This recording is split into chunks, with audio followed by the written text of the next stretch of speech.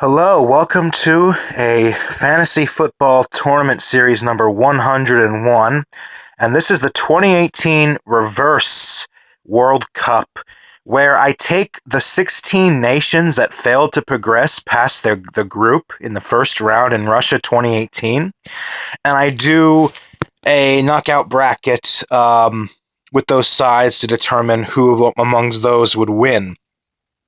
Now, the two bottom teams from groups A through H, all the teams here were eliminated in the first round, and I thought this was a cool concept because it'd be interesting to take a look to see how this would have ended up.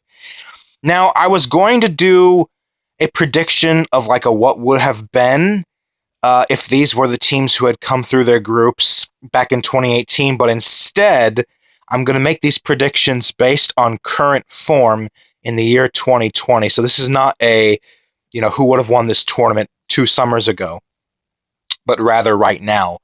And to be honest with you, I don't think there's very much distinction between what the results would have been then, had the script literally been flipped 180 compared to now, but I am prioritizing current form. So the format is a straight single knockout round style tournament from the round of 16 onwards to the final. And there is none of the teams you see here are hosting any games. This would take place in Russia, so this would be interesting to see on neutral territory. This is one of the very few tournaments that I've had in my series, possibly the only one where the host country is not participating. So let's jump right into the contestants first. So in the upper left corner, we have the Group A third place team from that year, Saudi Arabia, versus the Group B fourth place team, Morocco. We have the Group C third place team, Peru, versus the Group D fourth place team, Iceland.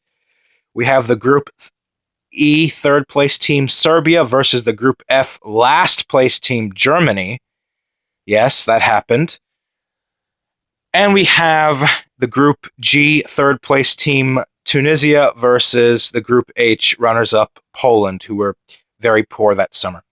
On the other side of the bracket, on the right side, going from the upper left to the bottom, we have the Group B third place team, Iran, versus the Group A fourth place team, Egypt. We have the Group D third place team, Nigeria, versus C4, Australia.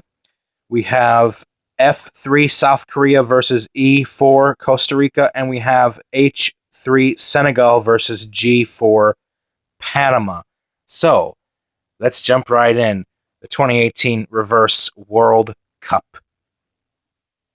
So starting off with Saudi Arabia versus Morocco, what's funny is that the current coach of Saudi Arabia, I believe, is Hervé Renard, who was the manager of Morocco at the 2018 World Cup. So up here, he would be coming up against his former team.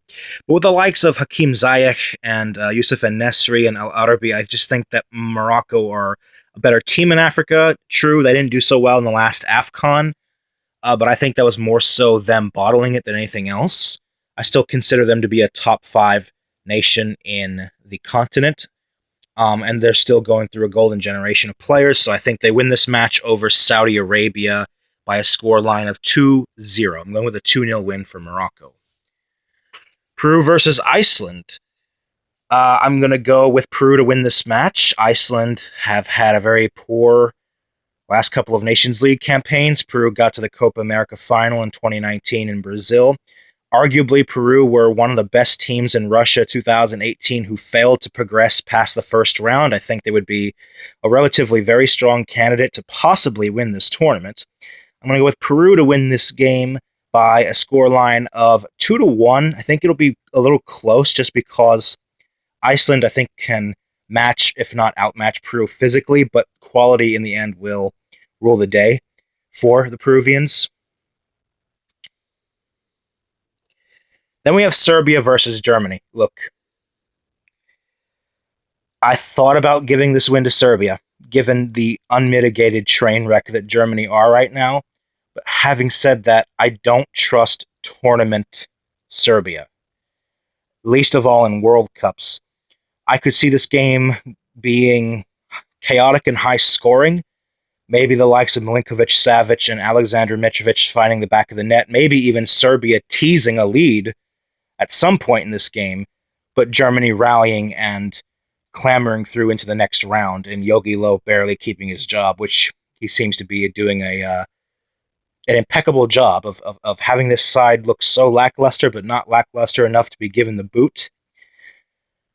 So I have a 3-2 victory for Germany here. They overturn a 2-1 deficit at halftime to win this match 3-2. Because I just don't trust Serbia in major tournaments. I'm sorry. Tunisia versus Poland. Yeah, I mean, it's just too much here. I wouldn't say this would be an easy victory for Poland, but man per man, they're just the better side than the North Africans. I think Poland wins this match 3-1. I think Tunisia do have a goal in them. Wabi Khazri to grab a late consolation to pull one back, but it's not enough. Robert Lewandowski gets on the score sheet here. Moving on to the other side of the bracket, we have Iran versus Egypt. I know Iran are kind of struggling in Asian World Cup qualifying. I do expect them to ultimately rebound and at least get to the final round. Egypt have gotten off to a piss-poor start in 2022 AFCON qualifying, unable to beat even Comoros in the group stages. This is going to be a very boring match, no goals, and I think Iranian goalkeeper, we saw his heroics at the last World Cup, Alireza Bayramvand, saves the day in a penalty shootout after a 0-0 draw. So I'm going with a 0-0 draw between Iran and Egypt, but Iran are victorious by a scoreline of 4-2 on penalties. Nigeria versus Australia. This can be one of the more contentious games here. I do favor Gernot Rohr's men at the end of the day. So I'm going to go with a 2-1 victory here for Nigeria, but I don't feel comfortable calling it necessarily one way or the other. South Korea versus Costa Rica. I think this has the makings for a very stifling match, with South Korea scoring a lone goal here to squeeze through 1-0. A 1-0 win here for South Korea over Costa Rica. Costa Rica themselves, they're a side that are in transition. They've gone through 2 or 3 coaches ever since the end of the last World Cup. Didn't have such a great Gold Cup. South Korea had one of the more bittersweet exits in Russia. They ended their campaign with a victory over, at that time, the defending world champions. I think if their group was a little bit easier, they possibly had a chance to come through the first round. And lastly, we have Senegal versus Panama. Yeah, I think that Senegal here, arguably the best or maybe second best team in Africa, probably second. Runners-up in the AFCON, arguably, along with Peru, the best team that didn't advance in the last World Cup. They missed out on fair play points in the group stages to Japan. I think they win this game over Panama pretty comfortably, going with a solid 3-0 win. 3-0 win for the Teranga Lions. Panama go out. Give me one moment.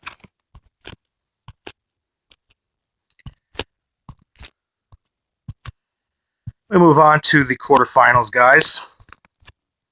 We have Morocco taking on Peru. Germany taking on Poland. Iran versus Nigeria. South Korea versus Senegal. So get a good look. Those are the quarterfinals. What's funny is you can tell a lot of these flags I have here are 3 years old or older. So there's a little bit of a fading on my flags here. The color's starting to fade just a bit. So in the quarterfinals, we have Morocco versus Peru, Germany versus Poland, Iran versus Nigeria, and South Korea versus Senegal. Well, between Morocco and Peru, I think this would be a pretty interesting battle. But I'm going to go with a victory for Los Incas here. I'm just trying to think of a score line. I think I'm going to go 3-2. I think this has the makings to be a potentially very interesting clash between the South Americans and the North Africans. We saw a similar clash during this international break between an American side, Mexico and Algeria, that ended in a very thrilling 2-2 draw.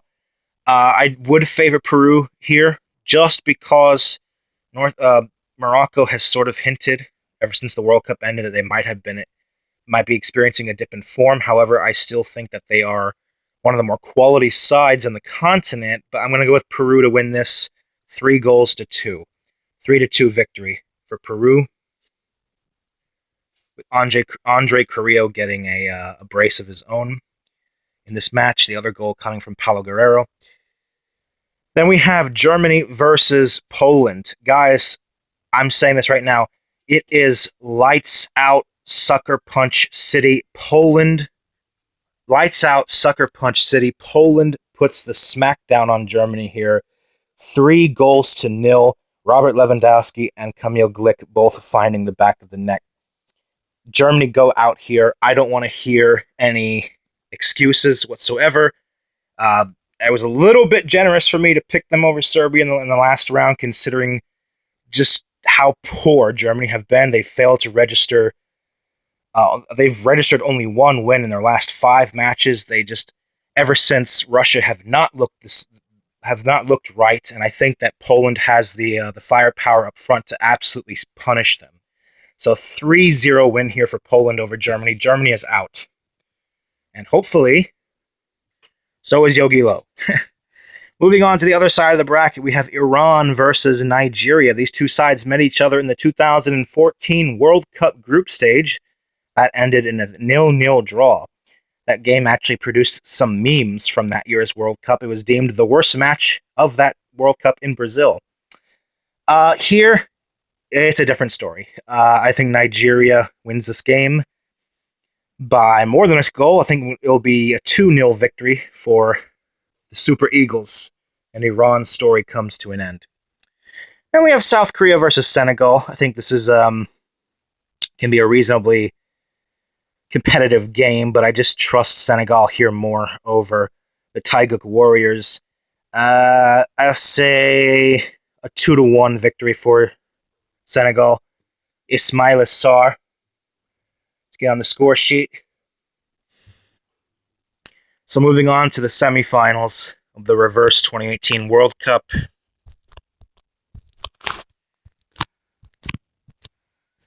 We have Peru versus Poland.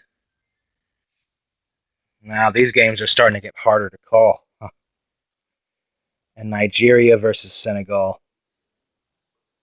So these are our semifinals. We have an all-African clash on the other side of the bracket. Peru versus Poland. This is difficult. You can really make a case for either side, to be quite honest. I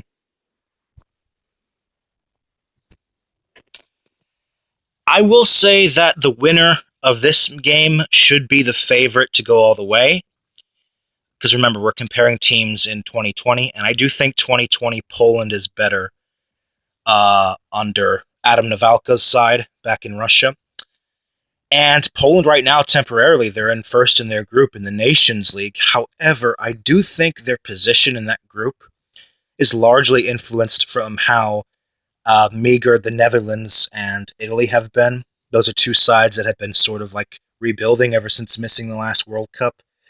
A lot of points have been dropped in that group, and I think that's allowed Poland, who has played Bosnia and Herzegovina twice, unlike the other two sides I mentioned, to elevate them into first.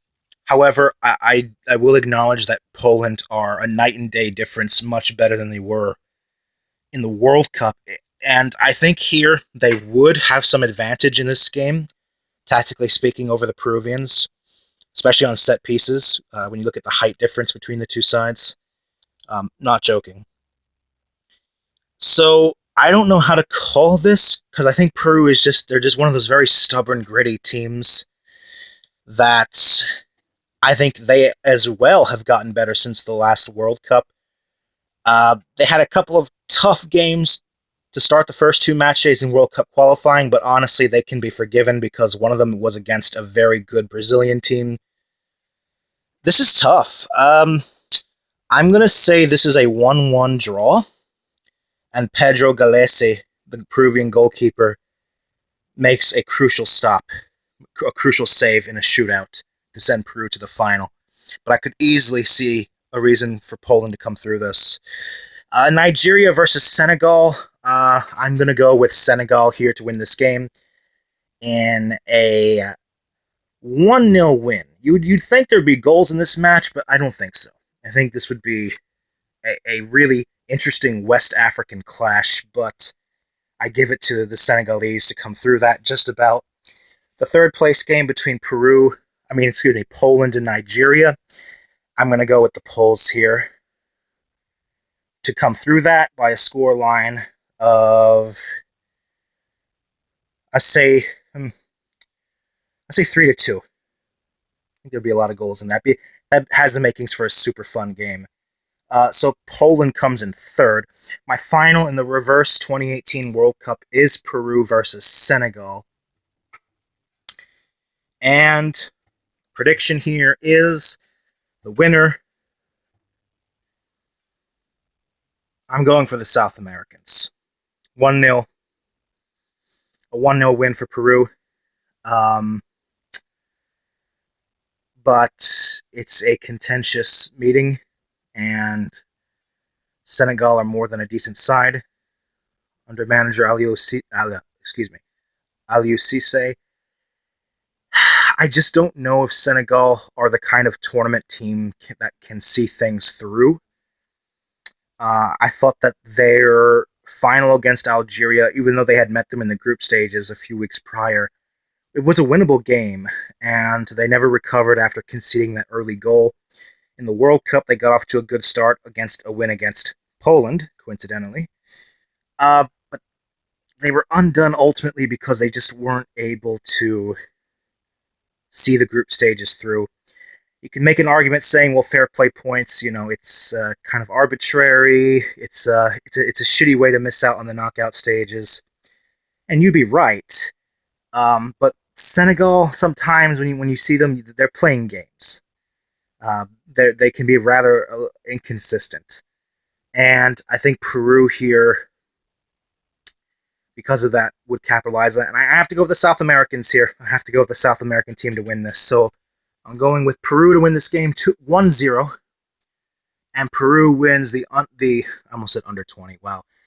Peru wins the reverse 2018 World Cup. So Peru in first, Senegal in second, Poland in third, Nigeria in fourth. Leave a comment below, like, subscribe. Hopefully I'll see you guys soon. God willing. Until then, as always, peace out.